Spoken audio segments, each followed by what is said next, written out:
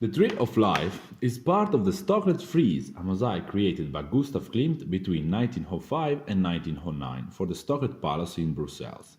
For the creation of the mosaic, Klimt designed panels of 7 meters each, in which the protagonist was the Tree of Life. Inside of the tree there are also the figures of the weight and of the embrace.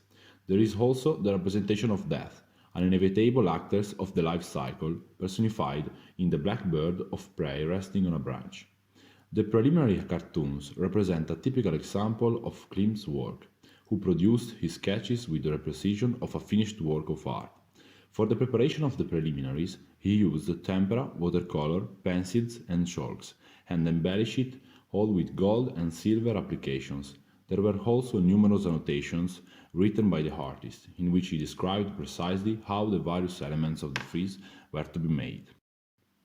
The frieze of the Tree of Life is a work rich in a symbolism, typical of Klimt's production. In the first panel, under one of the trees, we see a dancer who represents the weight, an attitude that can be defined in the femininity expressed by Klimt. In the third panel, we find the embrace, which is realized in the couple.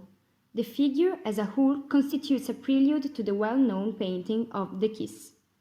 The embrace between man and woman represents reconciliation between the two sexes.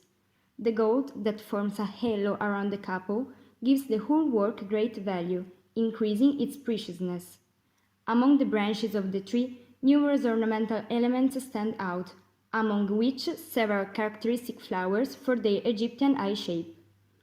The Tree of Life, which represents the salvation arrived to the pagans after the apocalypse, is the symbol of the Golden Age, and once again recalls a very recurrent theme in Klimt's works: the cycle of life as well as of the seasons, and the uninterrupted cycle that leads from death to rebirth.